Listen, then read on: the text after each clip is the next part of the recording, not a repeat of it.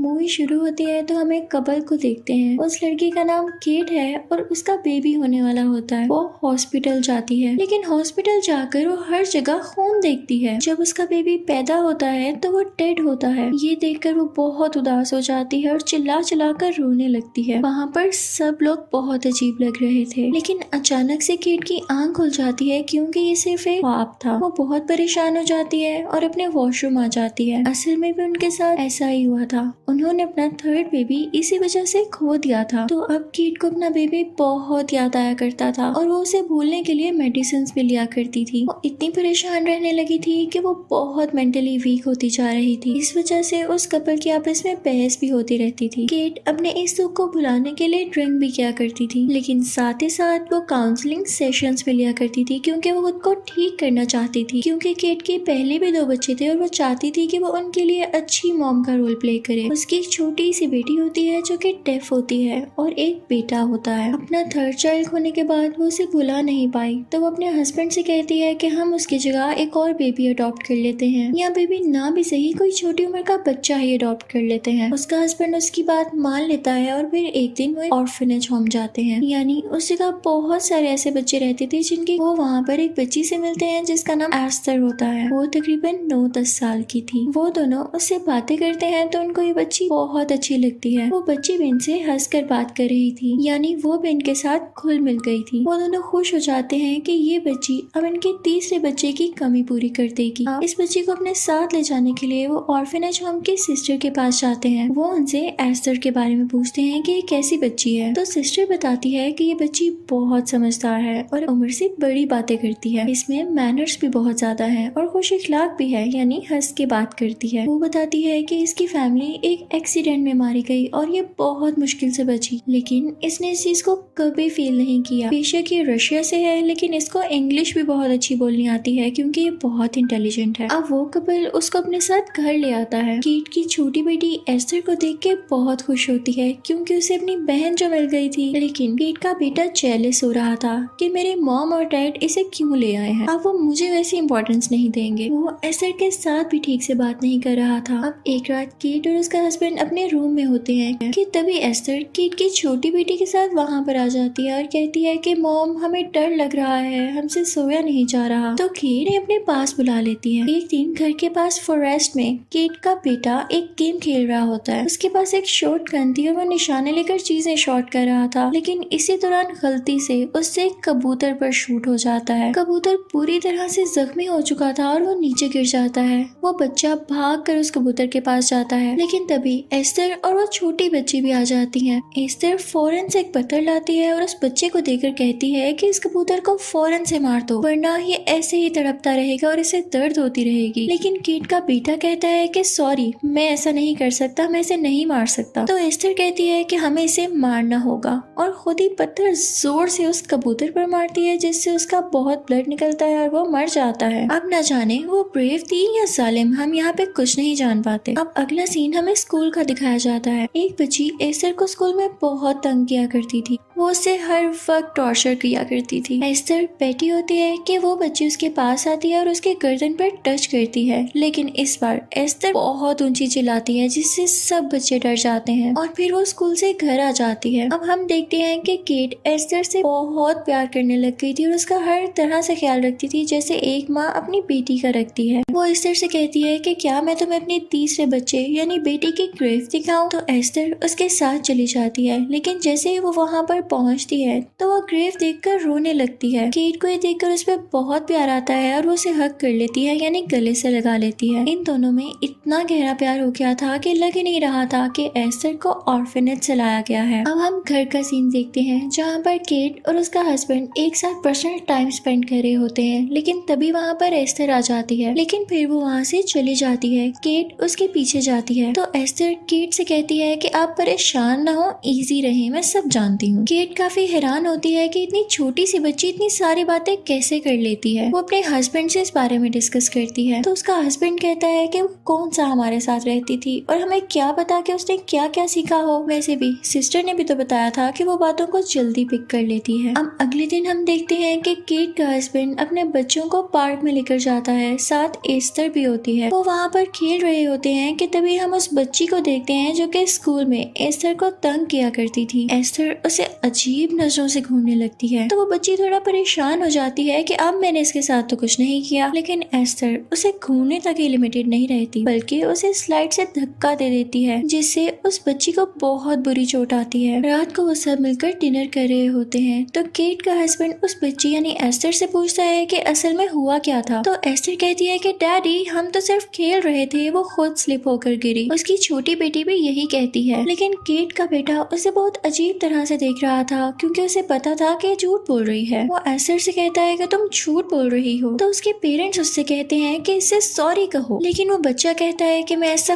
कभी नहीं कहूंगा और डिनर टेबल से उठकर चला जाता है। केट का हस्बैंड अपनी वाइफ से कहता है कि अब उनका बेटा बाहर नहीं खेलने जाएगा क्योंकि उसने एस्टर से बदतमीजी की होती है। लेकिन अब उन लोगों को भी एस्टर का बिहेवियर कुछ अजीब लग रहा था। तभी ऑर्फनेज हाउस से सिस्टर की भी कॉल आ जाती है तो केट उसे सब कुछ बताती है। सिस्टर उनके घर केट से मिलने आ जाती है। वो कहती है कि dear I am so sorry, मुझे आपको पहले बताना चाहिए था कि हम इस बच्ची एस्टर के बारे में कुछ भी नहीं जानते थे, लेकिन हमने अक्सर नोट किया था कि ऑर्फनेज हाउस में कुछ भी खराबी होती या अजीबोगरीब चीजें होती तो आसपास एस्टर जरूर होती थी और हमें भी अक्सर इसका बिहेवियर अजीब लगता था। मेरी गलती है, मुझे इसको आपके साथ भेजना ही नहीं चाहिए था। वो कहती है कि हो सकता है ये मेरा वहम भी हो, लेकिन इतनी बार अजीबोगरीब चीजें होना और वो भी एस्टर के आसपास कोई कोइंसिडेंस नहीं है। केट एस्टर को लेकर काफी परेशान हो जाती है, लेकिन उसका हस्बैंड कहता है कि सिस्टर कह रही है ना, तुम क्यों परेशान होती हो, ये उनका वहम भी तो हो सकता है। लेकिन सिस्टर कहती है कि वो लोगों को अपने काबू में भी कर लेती है। एस्टर इनकी सब बातें छुपकर सुन रही होती है। वो केट की छोटी बेटी के पास जाती है और उसे अपने साथ ले जाती है। वो अपने साथ ट्री हाउस की कीज भी लेती है और गन भी रख लेती है। एस्टर तो जैसे इस इंतजार में थी कि कब सिस्टर उनके घर से निकले। जैसे ही वो अपने घर से निकल के गाड़ी में बैठती है तो एस्टर भी वहाँ पहुँच जाती है और उसके साथ केट की छोटी बेटी भी होती है। जैसे ही उनकी कार रोड पर आती है तो वो केट की छोटी बेटी को उनकी कार के आगे धक्का दे देती है। सिस्टर्स जब उसको देखती हैं तो वो अपनी गाड़ी की स्पीड आहिस्ता करने की कोशिश करती हैं, लेकिन उनसे स्पीड आहिस्ता नहीं होती और गाड़ी का बैलेंस खराब हो जाता है। वो जल्दी से अपनी गाड़ी से उतरकर उस छोटी बच्ची को देखती हैं, लेकिन तभी पीछे से एस्टर उन पर अटैक कर देती है। वो सिस्टर के सर पर हैमर से इतनी बार हिट करती है कि उनकी वहीं पर डेथ हो जाती है। ये सब कुछ एस्टर उस छोटी बच्ची के सामने कर रही थी। उसे ये भी ख्याल नहीं था कि उसके जहन पर क्या गुजरेगी। वो छोटी बच्ची यानी केट की बेटी बहुत डर जाती है, लेकिन उसे समझाती है कि कुछ भी नहीं हुआ, हमें इसको मारना जरूरी था। वो उसे वहाँ से अपने साथ ले जाती है और फिर ट्री हाउस में जाती है। वहाँ जाकर वो अपनी बॉडी से खून साफ करती है कि किसी को न पता चल सके कि उसने किसी का मर्डर किया है। जब वो दोनों ट्री हाउस से बाहर आ रही होती हैं तो केट का बेटा उन्हें देख लेता है। उसे तो पहले ही एस्टर पर शक था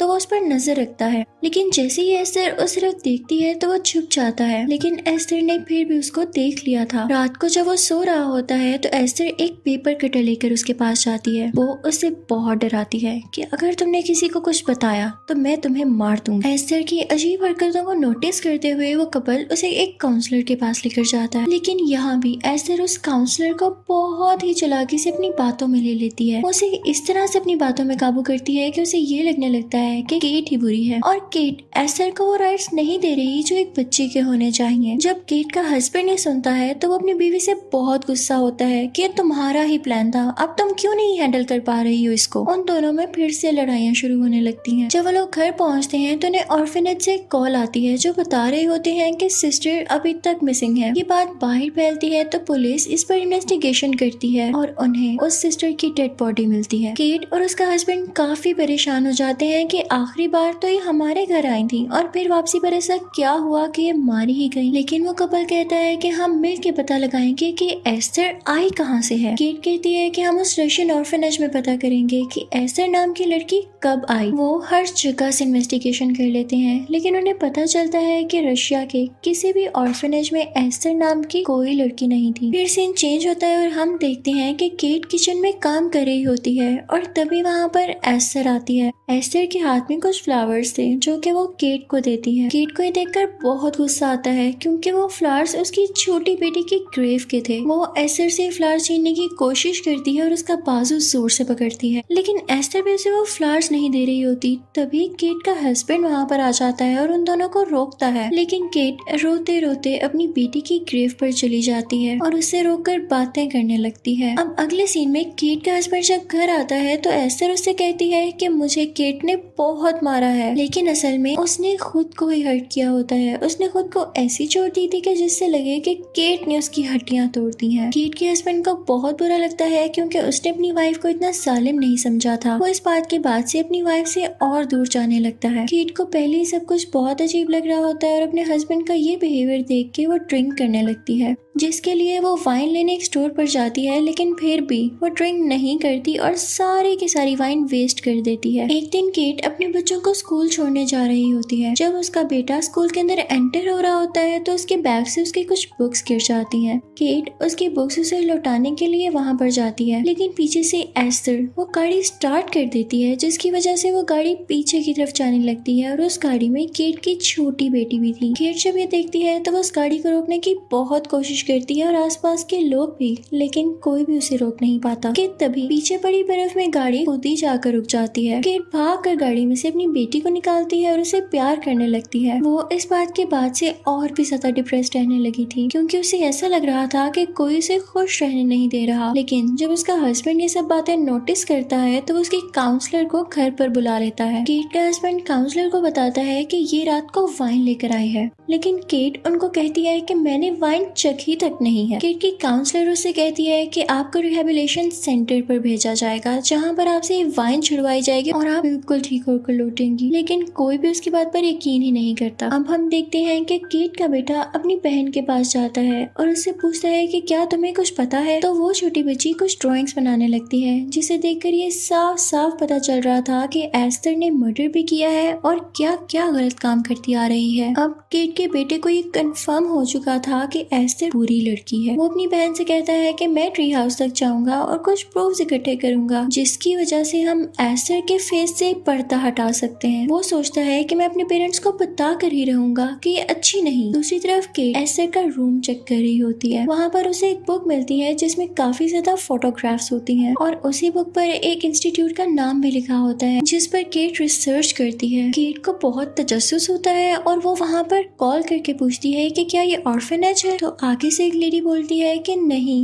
ये तो एक मेंटल हॉस्पिटल है। तो केट को पता चलता है कि ये भी किसी मेंटल हॉस्पिटल से आई है। हम दूसरी तरफ हम केट के बेटे को देखते हैं जो कि ट्री हाउस में प्रूफ्स लेने गया था, लेकिन एस्टर भी किसी तरह वहाँ पर आ जाती है। वो सब के सब प्रूफ्स को आग लगा देती है, जिसकी वजह से पूरे ट्री हाउस में भी आग लग जाती है और उसकी वजह से केट का बेटा भी जख्मी हो जाता है। एस्टर उसे उसी ट्री हाउस में बंद करके खुद नीचे आ जाती है, लेकिन वो बेचारा अंदर ही रह जाता है। वो किसी न किसी तरह खिड़की खोल के बाहर आता है, लेकिन ट्री हाउस पर अभी भी आग लगी हुई थी और वो काफी जख्मी हो चुका था। वो वहाँ से नीचे गिर जाता है और बेहोश हो जाता है। केट ये सब कुछ अपने घर से देख रही थी और जब वो अपने बेटे को इस बेहोश होता देखती है तो वो भाग कर उसके पास आती है, लेकिन इसी दौरान एस्टर एक पत्थर उठाकर उस बच्चे पर मारने वाली होती है। लेकिन तभी उस बच्चे की छोटी बहन यानी केट की छोटी बेटी वहाँ पर आती है और एस्टर को मना कर देती है। इसी टाइम एक केट भी वहाँ पर आ जाती है। वो अपने बेटे को हॉस्पिटल लेकर जाती है। अब वहाँ पर केट अपने हस्बैंड को समझाने की कोशिश कर रही होती है कि ये सब एस्टर ने किया है, लेकिन वो कहता है कि वो तो बच्ची है, वो ऐसा नहीं कर सकती। वो ऐसा इसलिए कह रहा था क्योंकि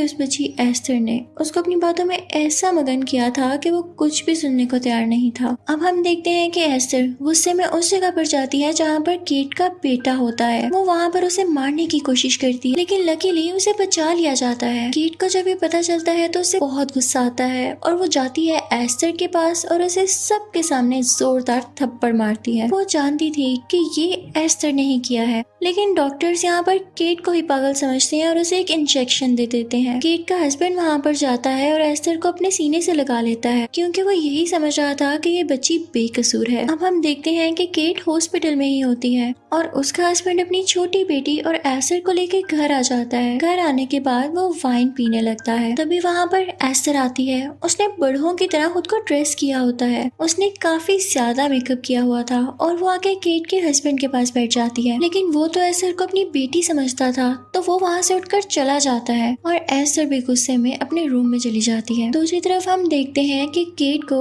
उसी मेंटल हॉस्पिटल से कॉल आती है और वो बताते हैं कि एस्टर असल में है क्या, जिसको सुनकर केट शॉक्ड रह जाती है। उसे बताया जाता है कि एस्टर कोई छोटी बच्ची नहीं बल्कि 33 इयर्स ओल्ड लड़की है। वो उसे बताते हैं कि उसे एक ऐसी बीमारी है जिसमें उसकी बॉडी ग्रोथ बिल्कुल रुक गई थी, लेकिन उसका दिमाग अभी भी 33 साल की औरत जितना है। उसने इस चीज का मतलब लोगों से लिया और सारी जिंदगी एक बच्ची बनकर लोगों को फूल बनाया। वो उसे बताता है कि मेंटल हॉस्पिटल में सबसे डेंजरस पेशेंट के नाम से मशहूर थी, इसने बहुत सारे कत्ल किए। उसे ये भी बताता है कि आप लोगों से पहले जिस फैमिली ने इसे अडॉप्ट किया, इसने उसका भी कत्ल कर दिया। कॉल पर जो आदमी उनसे बात कर रहा होता है वो केट से कहता है कि फौरन पुलिस को इस मामले में इन्वॉल्व किया जाए, वरना बहुत मुश्किल हो सकती है। दूसरी तरफ हम एस्टर को देखते हैं जो कि अपना मेकअप रिमूव कर रही होती है। उसके हाथ और गर्दन पर कुछ निशान थे जिन्हें छुपाने के लिए उन पर बैंड्स पहना करती थी। वो यहाँ पर वो बैंड्स भी उतार देती है और हमें वो यहाँ पर अपने असली रूप में दिखाई देती है। दूसरी तरफ केट के हस्बैंड को बुरा लग रहा होता है कि उसने बच्ची के साथ ऐसे बात की। हो सकता है कि उसे गलत लगा हो।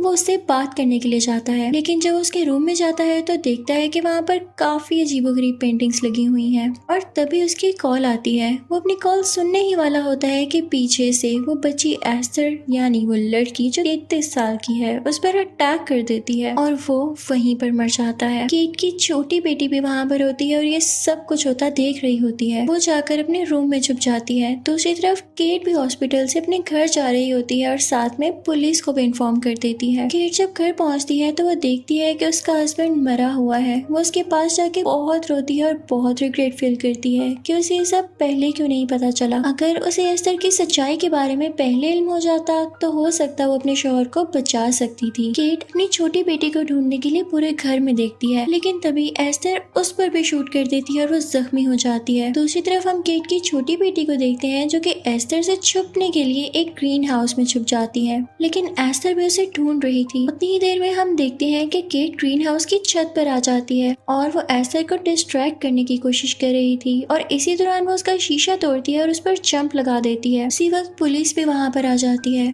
ग्रीन हाउस में एस्टर बेहोश हो चुकी थी और केट अपनी छोटी बेटी को उठाकर बाहर आ जाती है, लेकिन एस्टर फिर से होश में आ जाती है और बाहर आकर उन पर फिर से अटैक कर देती है। एस्टर उन लोगों पर काफी अटैक्स करती है, लेकिन तभी छोटी बच्ची एक गन उठाकर एस्टर को शूट कर देती है, लेकिन वो बुलेट एस्टर को लगने की बजाय फ्रीजिंग वाटर पर लग जाती है, यानी वहाँ पर जो आइस जमी हुई थी, और वो आहिस्ता आहिस्ता टूटने लगती है। केट और एस्टर दोनों ही उस पानी में गिर जाते हैं। केट किसी न किसी तरह उस पानी से बाहर आ जाती है, लेकिन एस्टर उसे फिर से खींच लेती है, लेकिन केट उसके फेस पर जोर से हिट करके वापस उसे पानी में फेंक देती है, जिससे उसे बहुत चोट आती है और वो वहीं पानी के अंदर बेहोश हो जाती है और जल्द भी वो वहीं मारी जाएगी। केट अपनी बेटी को उठाकर वहाँ से चल पड़ती है और इसी मोमेंट के साथ ये मूवी भी एंड हो जाती है। Thank you for watching.